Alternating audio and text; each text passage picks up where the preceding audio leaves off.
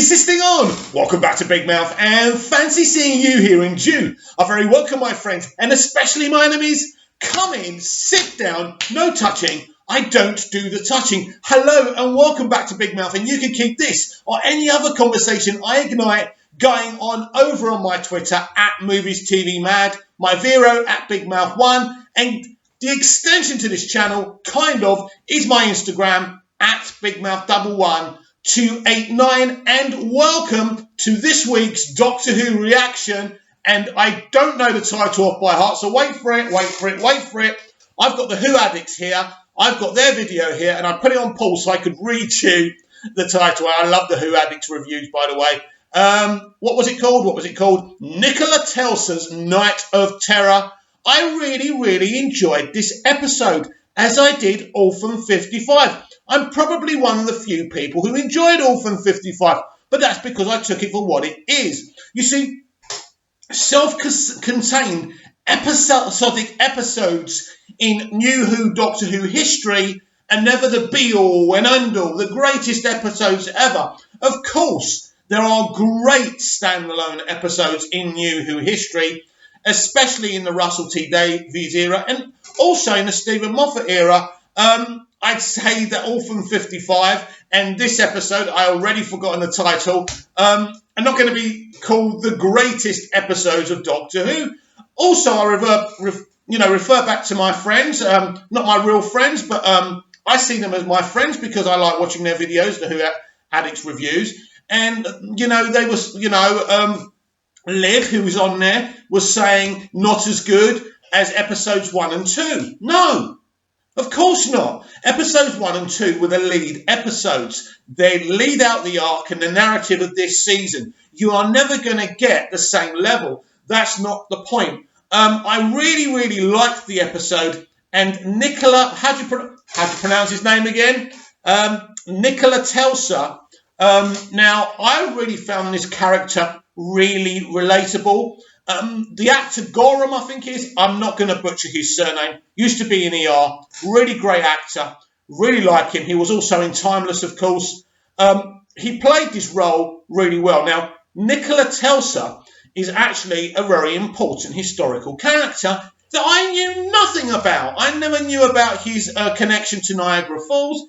Now, apparently, this is a guy who invented lots of things, but, he was never connected to his inventions, and that was the tragedy of this story, that people stole his inventions. And I found that very emotional, very sad. When the doctor was explaining that to the fan, I had a little tear going through my eyes. I actually found elements of this episode really relatable. I also loved Jodie's and Gorham's screen chemistry. I thought it was really strong. And Jodie's doctor is getting better and better and better. I'm getting used to her now. Like I got used to David Tennant in season 3 of New Who. Like I got used to Matt Smith from The Snowman. This is what happens. Getting to know a new doctor is really difficult. This is the concept and the narrative of Doctor Who. The regeneration concept means you have to get used to a brand new friend. And I'm slowly getting used to her. I've said it before and I'll say it again because you lot are going to say, but you said you wouldn't have cast her. No, I wouldn't have cast Jodie. If I was told by the BBC I had to cast a woman, that there would have been multiple women that would have come before Jodie. And Jodie only got the job because of a connection and a history with Chris Chibnall. That's happened now. Well, what I'm saying to you, she is the doctor. She is going to be the doctor for a while now. She's going to be back with Chris Chibnall next year as well. So, let's make the best of it. And the best of it is that she is getting better and better. And I'm finding her doctor more and more relatable all the time. I still don't like how she points to Sonic. I wish the directors would get her to do it a different way. It's a bit over-exaggerated. But that's a nitpick. So, getting back to this episode, yes, I found Nicola Telsa, isn't it, right? Anyway, I found Tesla. No, it's not Telsa. It's Tesla, isn't it? Sorry. Oh, my God, I'm so pathetic. It's Nikola Tesla. And I was saying Telsa. Why did someone correct me? That's because you can't talk to me because this is not a live video. Anyway, I found Tesla a really, really relatable character. I like the fact that he was talking about aliens at the beginning of the episode. The beginning of the episode was awesome as well because it really seemed like a movie. I don't know why they're not doing the little teasers before the opening credits, because the opening sequence really did feel like it would have been a better thing if we had the credits on afterwards. But Chibnall is refusing to do that. It's because he's trying to be different. Chris, go with it.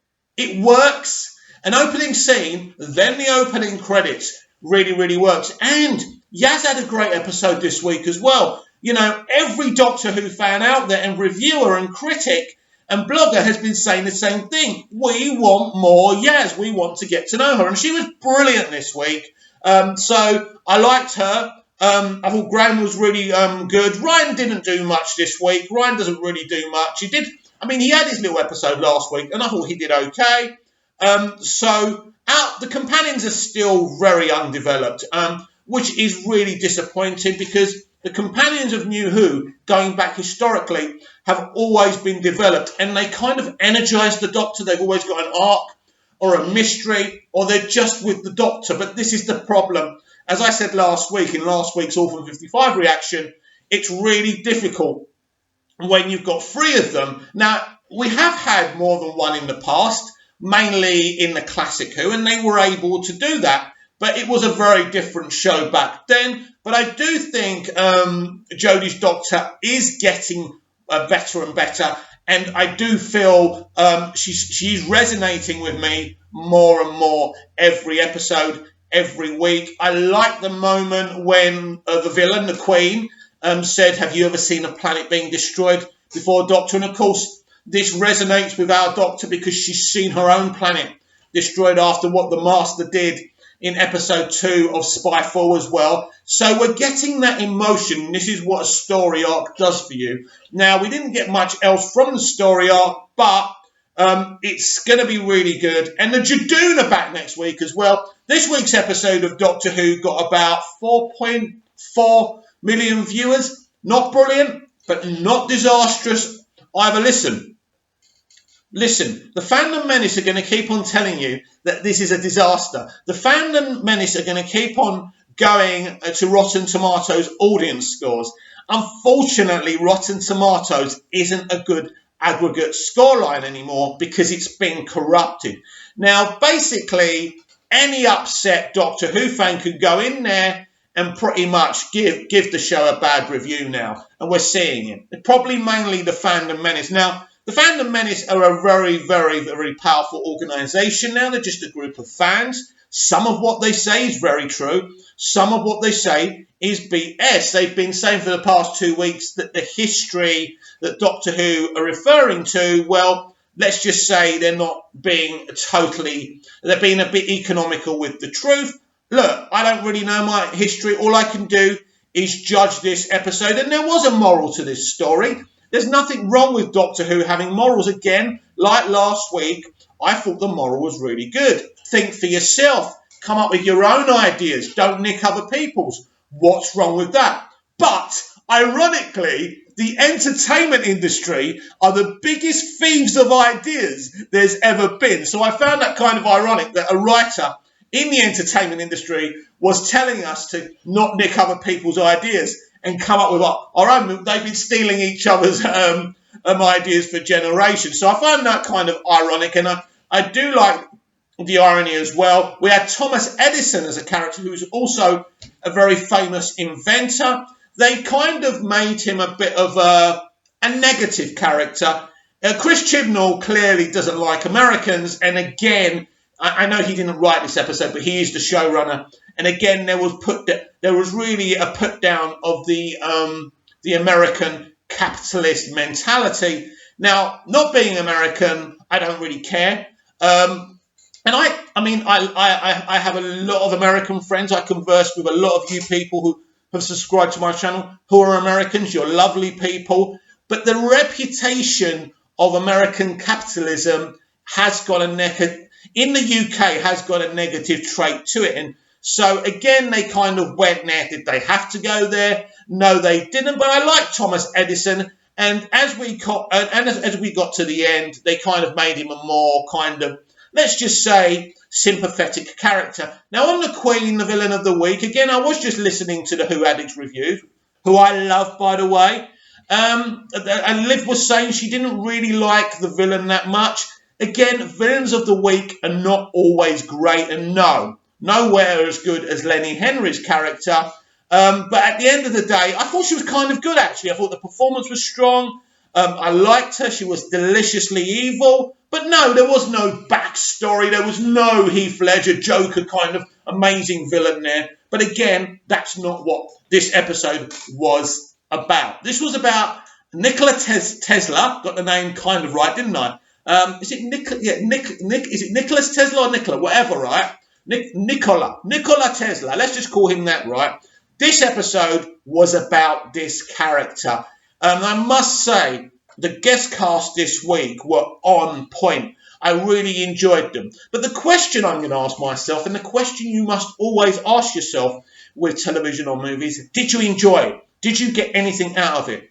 It educated me. It entertained me. The production values were brilliant. Yes, I think it was a solidly good episode of Doctor Who. I expect nothing else from an episode 4 of New Who. I could get you a list. I've got all the Blu-rays in my cabinet there. I could go back to season 1 and tell you this was a solid but okay episode. And plenty of season 2 as well. Season 3, which is pretty much my favourite season of New Who, there's more better episodes in that. They really made an episode to kind of raise the bar with that one. I think that season 4 had some really good episodes, but some okay episodes as well. The Agatha Christie one was solid, but nothing special. That's what I think of it.